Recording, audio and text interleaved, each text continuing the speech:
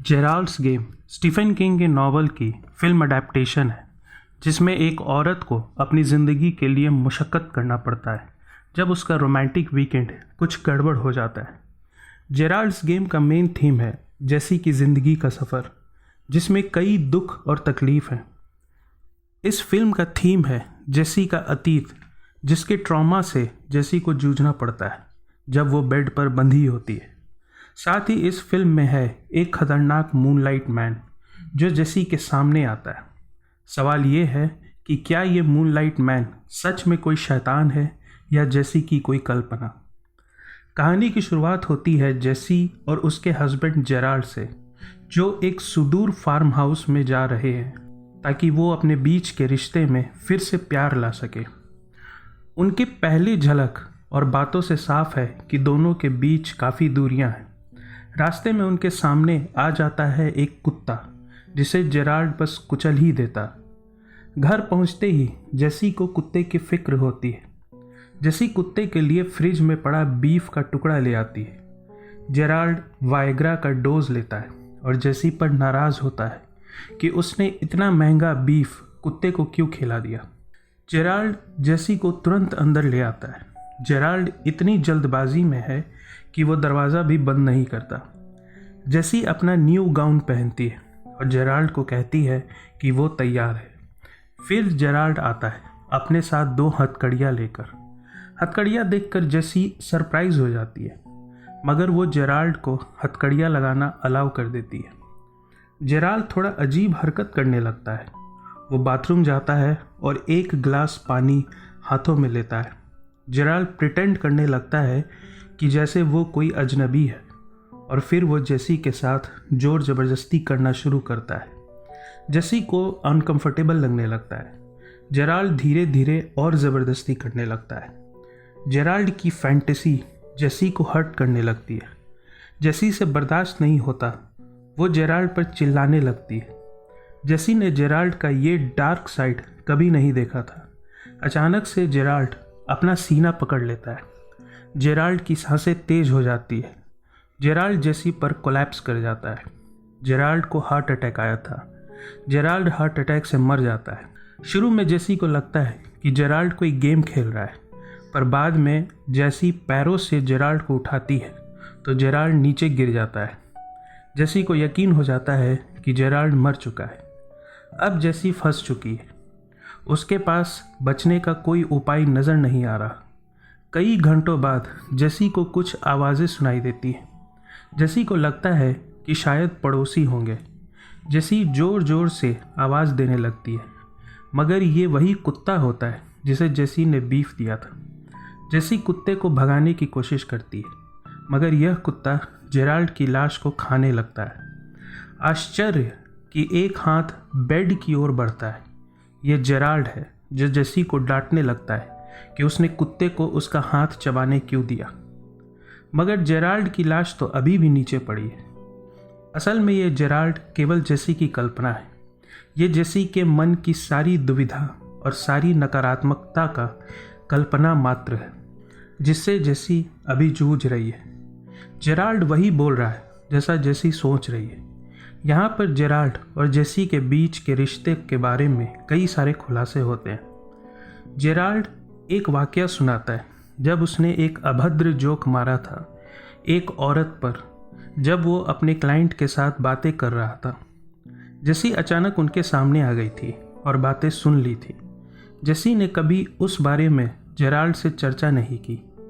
ये साफ दर्शाता है जेसी की टूटी मानसिक स्थिति को। जेसी कभी भी प्रॉब्लम को सॉल्व नहीं कर पाती। जेसी ने हमेशा प्रॉब्लम को देखकर अनदेखा ही किया है।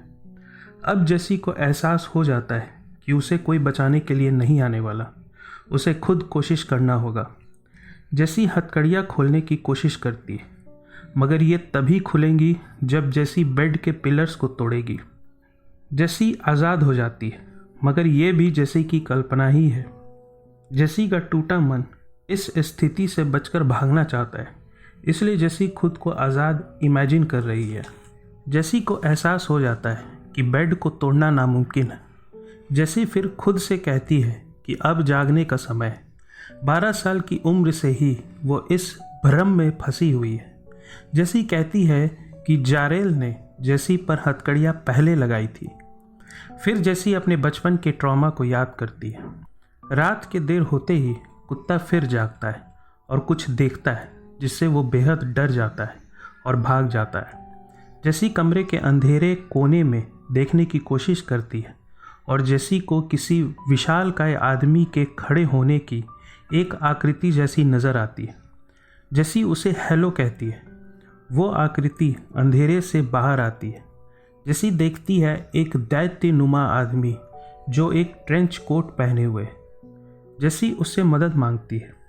वो दैत्य बस मुस्कुराता है और जेसी को अपना बैग खोलकर दिखाता है। उसके बैग में हड्डियां भरी थी। जेसी को लगता है कि ये दैत्य भी जेसी की कोई कल्पना ही है। जेसी खुद को रीअश्योर करती है कि ये भ्रम ही है। जेसी अपनी आंखें बंद कर लेती है और उस दैत्य के बाहर जाती हुई कदमों की आहट सुनती है। अब कमरे में कोई नहीं है। जेसी खुद से सवाल पूछती है कि क्या वो दैत्य कल्पना था या कोई हकीकत। जेराल्ड फिर से जेसी के सामने आता है और जेसी से कहता है कि शायद वो दैत्य कल्पना था, शायद तुम मरने वाली हो। जेसी का डर उस पर हावी हो चुका है, जो जेराल्ड के रूप में जेसी के सामने खड़ा है। जेसी के अंदर ताकत नहीं बची है कि वो अपने डर का सामना कर सके। जेसी फिर सो जाती है और उसकी यादों में हम उसके बचपन को देखते, जब वो अपने परिवार के साथ वेकेशन पर गई थी। परिवार के बीच में सब नॉर्मल लग रहा था, मगर यहाँ जो कुछ हुआ उससे जेसी सारी उम्र परेशान रही। जेसी और उसके डैड के बीच में काफ़ी क्लोज बॉन्डिंग थी। जेसी अपने डैड से इतनी क्लोज थी कि जेसी की माँ को फिक्र होती थी। एक रोज़ जेसी और उसके डैड सूर्य ग्रहण को देखने रुक गए। एक बेंच पर बैठकर दोनों एक्लिप्स होने का इंतज़ार करने लगे। एक्लिप्स के दरमियान जेसी का डैड जेसी के साथ घिनौना काम कर देता है। जेसी को ये ट्रॉमा उसके जहन पर हमेशा बना रहता है। जेसी का हस्बैंड जेराल्ड भी कोई अच्छा आदमी नहीं था। जेसी को हमेशा एक सपना आता था। सपने में एक औरत लाल कपड़ों में एक कुएं की गहराई में देखती है। उस औरत के पीछे ग्रहण लगता दिखाई देता है। ये कुआं जेसी की परेशानियां थीं, जिसे जेसी बस उम्मीद ही करती थी कि ये एक दिन चली जाएंगी अगर जेसी उन्हें इग्नोर करती रहे। मगर ये तो बस सपना है। जेसी के सामने जेराल्ड है और जेराल्ड जेसी को खून से सना पैरों का निशान देखने को कहता है। ये पैरों का निशान शायद उसी दैत्य का है जिसका नाम मूनलाइट मैन है। मगर जेसी अभी भी अपनी यादों में खोई है। जेसी याद करती है अपने डैड की बातें। जेसी के डैड ने जेसी को चुप रहने को कहा था। उसने जो घिनौना काम किया था उसके बारे में उसने जेसी को हमेशा चुप रहने को कहा था। जेसी के डैड ने जेसी को भावनात्मक रूप से बहुत घायल कर दिया था। यही चुप्पी जेसी को अपने प्रॉब्लम से भागने के लिए कहती थी। अगर जेसी चुप न होती तो शायद वो अपने प्रॉब्लम्स को सॉल्व कर पाती। शायद जेसी जेराल्ड के साथ अपनी प्रॉब्लम्स को सॉल्व कर लेती। सूरज ढलते ही मूनलाइट मैन वापस आएगा और ना जाने जेसी के साथ वो क्या करे। जेराल्ड की नकारात्मकता जेसी के ऊपर हावी हो चुकी है। अब जेसी को लगने लगा है कि वो मारी जाएगी। फिर जेसी को नज़र आती है खुद की बचपन वाली जेसी का रूप। जेसी अपने छोटे रूप से माफ़ी मांगती है, मगर जेसी का बचपन वाला रूप जेसी को याद दिलाता है वो वाक़या जब जेसी की माँ ने डिनर टेबल पर जेसी से पूछा था कि उसका और उसके डैड का इवनिंग कैसा गुजरा। तब जेसी ने अपने हाथों में जकड़ा ग्लास फोड़ दिया था। जेसी की ये यादें जेसी को बचने का रास्ता बता रही थी। जेसी को तुरंत ध्यान में आया कि ऊपर शेल्फ पर एक ग्लास रखा है। जेसी उस ग्लास का इस्तेमाल करके अपने हाथ को काट सकती है। खून से जेसी का हाथ स्लाइड करके हथकड़ी से बाहर आ जाएगा। जेसी का डिटर्मिनेशन मजबूत हो चुका है। अब वो किसी भी कीमत पर अपनी जान बचाएगी।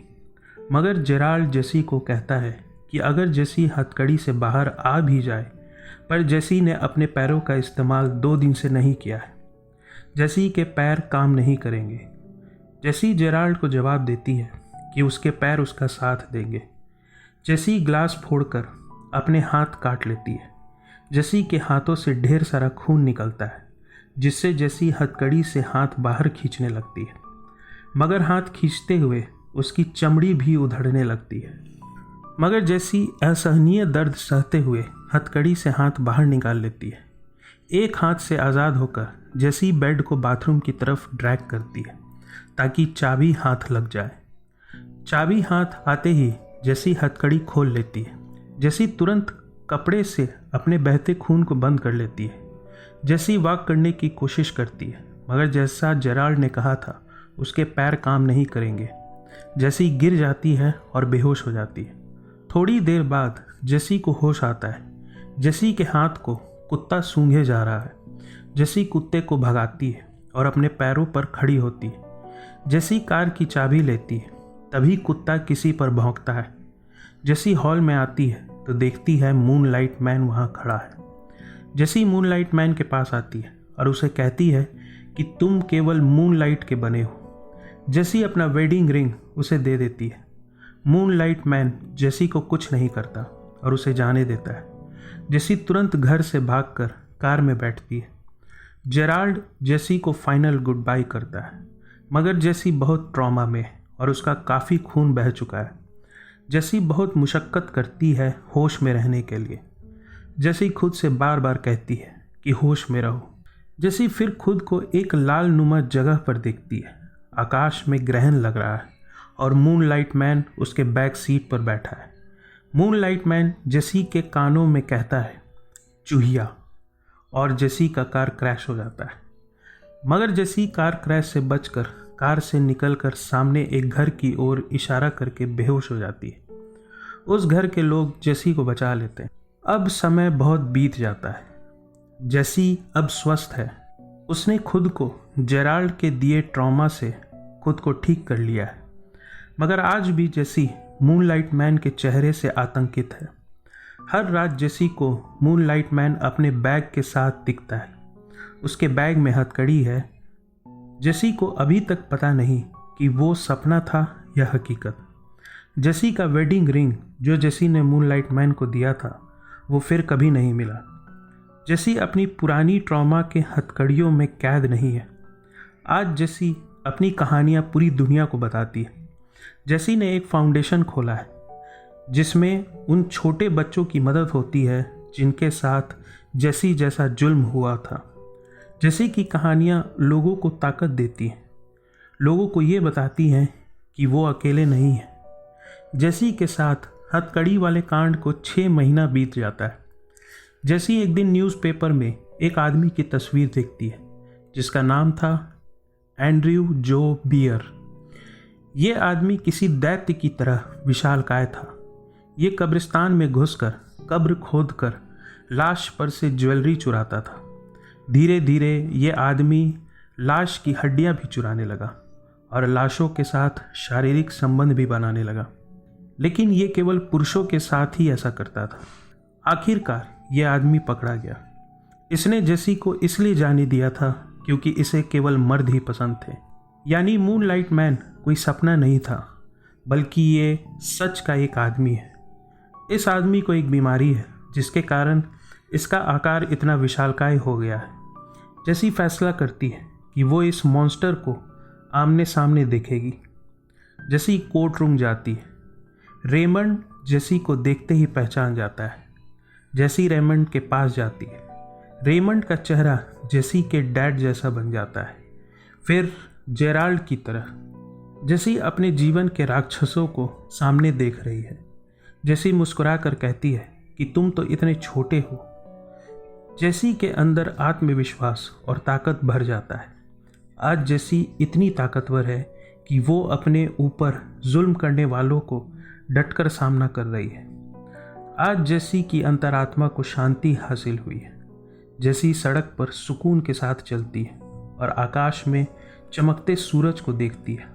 आज जेसी ने अपने राक्षसों को हरा दिया है और ये फिल्म यहीं खत्म होती है।